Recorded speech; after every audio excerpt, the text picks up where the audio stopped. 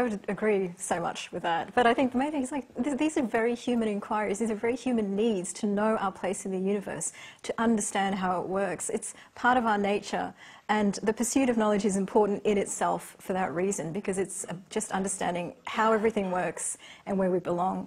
And yeah, if we, you know, make some great discoveries and a bit of money on the way, that's great. But that's really not it. It's the beauty of the universe and the beauty of the things that we study that keeps us going in it.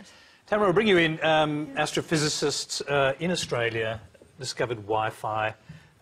Someone made tens of billions of dollars, not us. We got some of that. Yes, with the patent was quite 180 lucrative. million out of...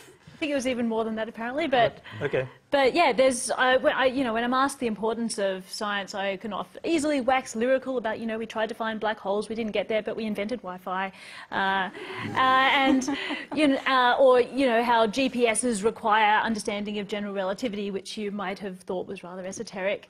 But really, when it comes down to it, the reason that we do science is in many ways because it enhances the human experience in the same way that music and theatre and art does. That's, in these kinds of conversations, I'll risk quoting Richard Feynman, who said something along the lines of, you know, science is a bit like sex. It might have some practical consequences, but that's not why we do it.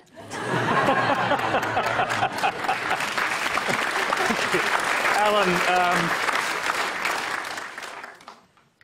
yeah, look, I think it's important not to be polarised about these things. keep your mind on the job, sir. It's important not to be polarised and sort of see that things have swung too far. I mean, we've spent billions on the Large Hadron Collider, and the SKA, the Australian government's just investing more money in. We've got the Hubble Space Telescope. We've got wonderful investments, huge investments in pure science, and I think it's fantastic. More of it. We've got to do it. But we also need to have a balance with translation of science for economic and societal benefit. So I don't see... Is that Wi-Fi thing a classic example of where we could have done a hell of a lot better? It's not as simple as all that. You know, Wi-Fi was... The contribution to Wi-Fi is across the planet. Hundreds of people, hundreds of companies have contributed to Wi-Fi. The CSIRO invented a significant thing that improved an aspect of Wi-Fi and has earned hundreds of millions of dollars for that. So I think it's a good thing. I wouldn't be doing the woe is me. What we need is a balance between pure science, applied science, the translation wherever we can for benefit of society.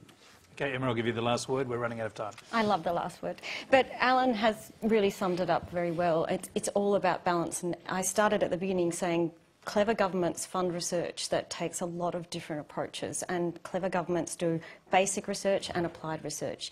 You never know when the laws of physics are going to come in handy. And you look at the climate models, they're all about the laws of physics. And they're the things that are going to mean that, you know, nobody has to cry when their crops are lost or their house is flooded or, you know, the bushfire rages. We use science to help understand our world. Often it might be made into a gadget that we can sell. Sometimes it's made into a way of preventing disasters. It's always useful, and you just never know when. Okay, that's all.